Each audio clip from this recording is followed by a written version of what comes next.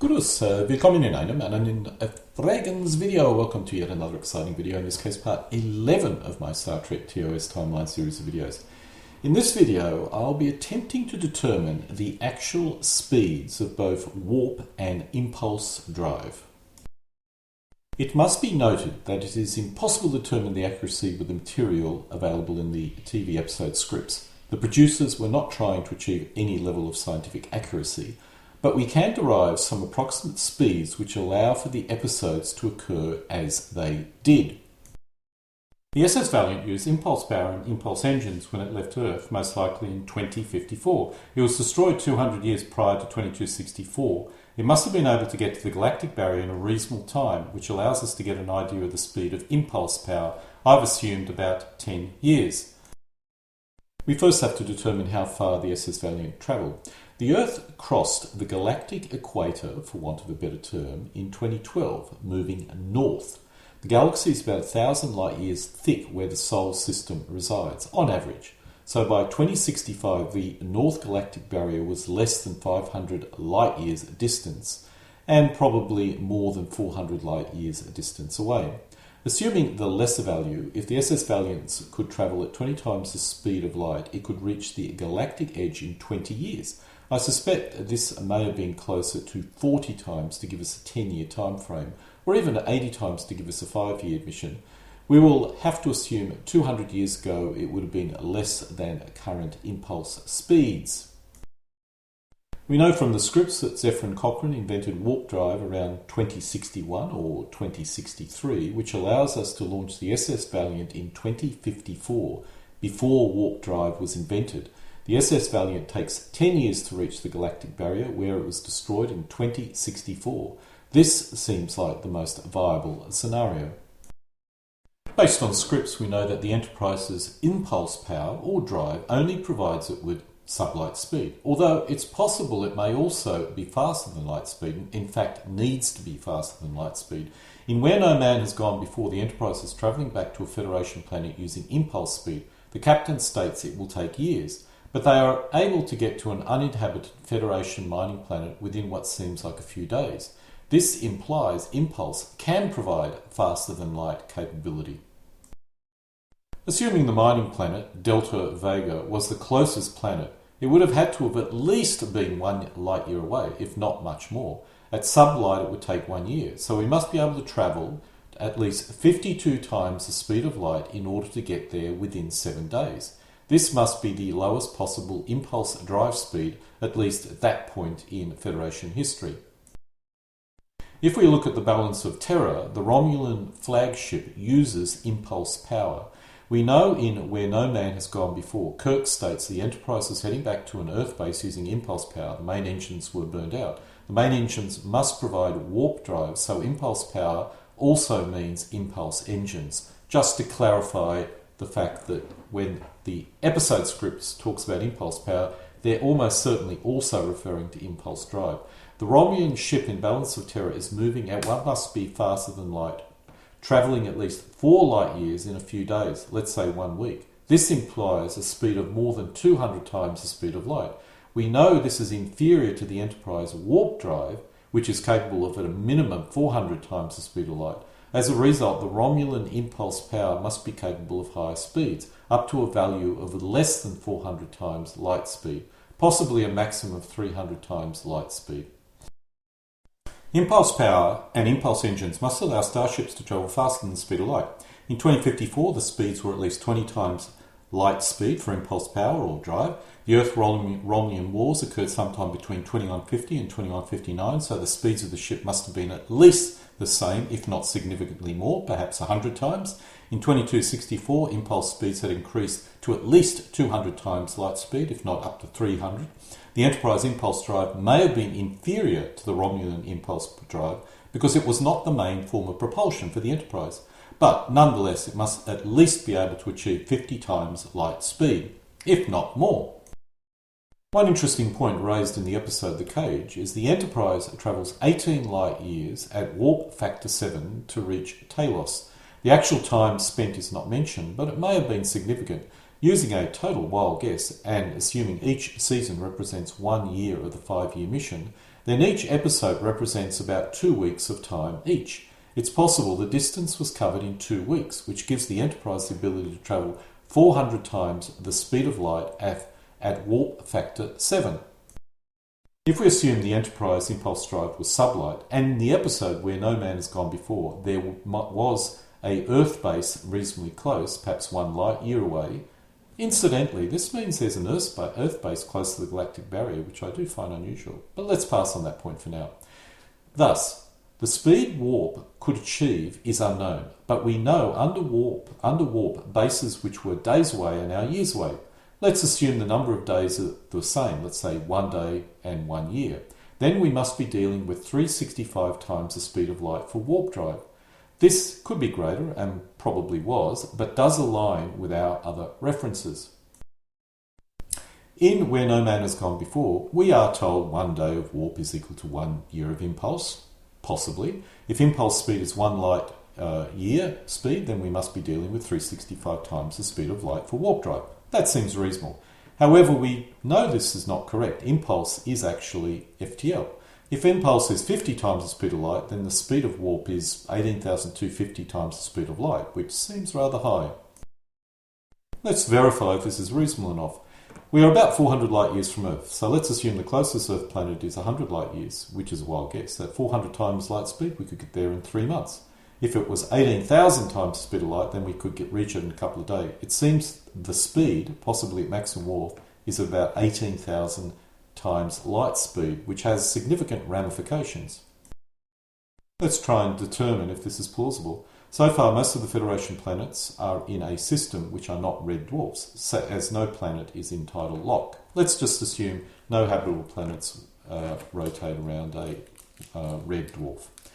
They must be orbiting larger suns, which are a lot rarer. If we look at suns like our own, which are similar in size, we have Centauri A, Epsilon Irati, and Epsilon Indi A.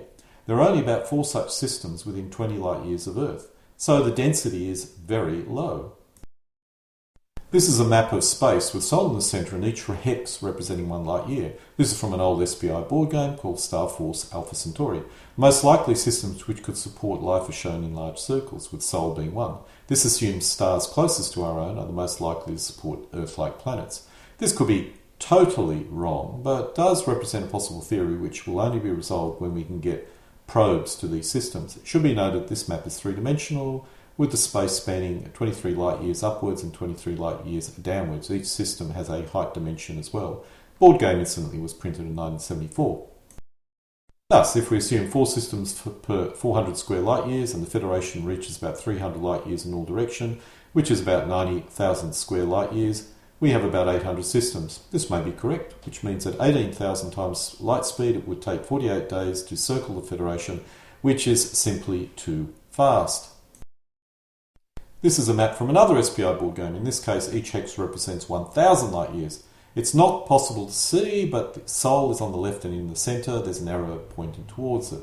The interesting point about the map is the galaxy is about 1,000 light years thick at the point Sol occupies, which means there is no depth in the map, unlike the previous map. If the Federation extends 300 to 400 light years in all direction from Earth, it would just take up a single hex, It would be possible for the Federation, Romulans and Klingons to all be together in just simply 3 hexes.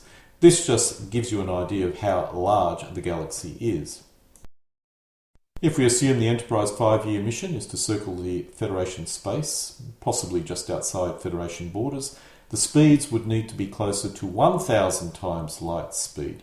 At this speed it would take 2.4 years, however the Enterprise could be making lots of side trips. At 400 times the speed of light, it's 6 years to do this. The speed range must be from 400 to 1,000 times the speed of light, which is the most reasonable estimate or guess.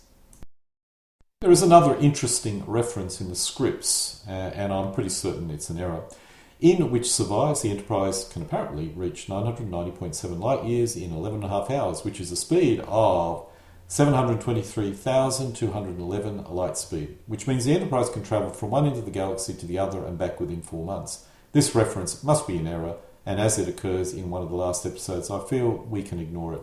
I feel the correct value is actually 0.9907 light years in 11.5 hours. As a result, I think the earlier estimate of about 18,000 light years is far too fast. This reference is definitely far too fast. 400 times light speed is probably a bit slow. 1,000 seems like a nice number to work with. Let's verify if this 1,000 light year speed makes sense for a couple of other references. We've already talked about the reference in the cage, where 18 light years at warp factor 7 is covered in maybe 2 weeks, which indicates 450 times the speed of light, which is a little bit low. Now, if the speed was 1,000 times the speed of light, it would take 67 days, which represents the minimum time spent travelling to TOS 4. If we assume a lower warp is used for cruising, which is what is possibly done here, we can still have our maximum speed of 1,000 times light speed at warp 7. While this episode does state warp 7, let's assume, this was not maintained. It was only warp 7 for a short while. Anyway, I'm just twisting things around, but basically the 1,000 light times the speed of light could work for the first reference we have in terms of warp speed. Warp speed may range from 400 times the speed of light to 1,000 times the speed of light. The Enterprise does a lot of warp 1 travel, which if we assume is faster than maximum impulse power, which may represent 400 times the speed of light. Warp 7 speed may represent 1,000 times the speed of light. All this is wild guesswork, and I've spent an awful lot of time discussing it, but it's comparatively important. But the one thing that's absolutely clear from looking at all these examples is that there are too many problems when the speeds get to 3,000 or 18,000 times the speed of light. So the lower values would avoid all these issues. While not relevant here, the Voyager was probably travelling at least 90,000 light years in distance. At 18,000 times the speed of light, they could travel this in 5 years. At 1,000 times the speed of light, this was 90 years, which is actually reasonable for that particular Star Trek series, so it even applies there. To summarise, this is a reasonable best guess of the speeds of impulse and warp drive based on the original series. I will update this as I continue to study additional source material, but I doubt if it will particularly change too much. The only really unknown factor is, what does the warp factor mean? I have no idea as there is far too much conflicting information. My only guess is warp 1 starts at 400 times light speed, and for each warp factor it goes up by 100. The reason why it starts at 400 is 300 may represent maximum impulse speed. So going beyond requires what is called warp drive. Thus each 100 represents one warp factor. Let's look at some physics here. In simple terms, a warp drive compresses space in front of a ship and expands it behind. If the ship is moving under its own power, it's covering distance far in excess of light speed. In theory, it's possible, but we have no idea how to do it. It would require enormous amounts of energy, and warping space has nasty side effects on everything around it. But if it was possible, it eliminates the time dilation issue with space travel. In order to travel faster than the speed of light, impulse must also employ warp technology. However, there must be some form of limit to the technology, which is why warp drive became the main way of travelling in space. Impulse must also have a sublight capability, which is the most common use of the drive, at least in the Federation, by the Enterprise. The modern Star Trek canon describes impulse drive as being a common propulsion system used in starships to achieve high sublight speeds. However, Memory Alpha goes on to describe how it also achieves greater than light speeds as well. From Memory Alpha, dialogue from several episodes, including Where No Man Has Gone Before and The Doomsday Machine, suggests that impulse drive could be used in some manner to propel a ship at faster than light speeds, albeit at a lower maximum speed and a higher rate of fuel consumption than the main warp drive. This could also make the relationship between impulse and warp drive analogous to the relationship between electric and combustion engines in a modern hybrid car. It would also explain Scotty's remark in Balance of Terror about the Romulan power being a simple impulse and allow it to be reconciled with their clear capacity for interstellar travel. One interesting theory I have about warp drive is it's an invention of Earth. During the Earth-Romulan War, during 2150s, the Romulan ships all use impulse power. Warp was invented by the humans in 2061, so the SS Valiant could leave Earth before this invention. If the Romulans did not have warp, and fought the Earth to a standstill while which did have warp. Early warp was clearly not a major advantage in warfare. If it lacked a major advantage, it's possible older races such as the Vulcans also only used impulse drive.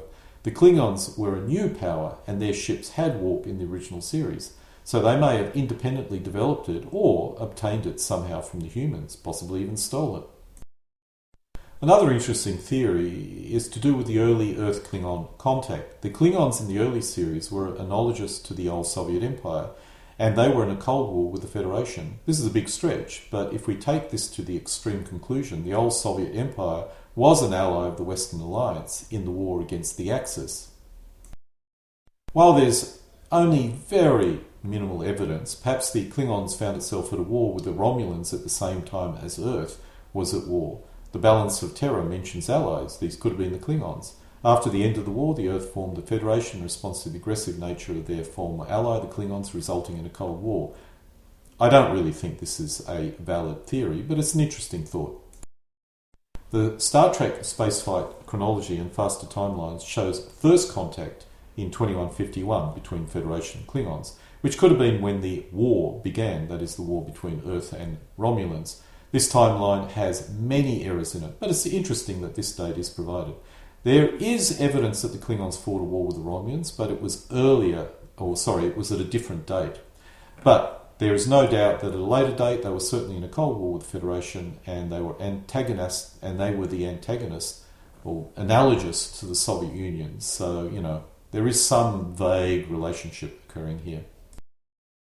There are many theories we could play with, and to avoid going down rat holes, I'll only focus on theories which have some minimal evidence in the scripts. As a result, the idea the Klingons were helping the Earth in their war with the Romulans is one I have to say lacks sufficient evidence to even be considered. Personally, I feel that until we can solve the issues of negative gravity and the huge amounts of energy required, this kind of travel is probably not practical and will never occur. Even if we do solve this, it would not match the vision of warp we see in Star Trek. The best solution is that some kind of trick which allows space to be expanded behind and compressed in front, with its centre residing in the spacecraft and not requiring large amounts of energy as required. Another way of putting it is we need a magic MacGuffin. And so we come to an end of my part 11 of my Star Trek TOS timeline, in this case covering impulse and warp drive. The episode scripts can be found using the URL shown. Alle guten Dingen, kommen zu einem Ende.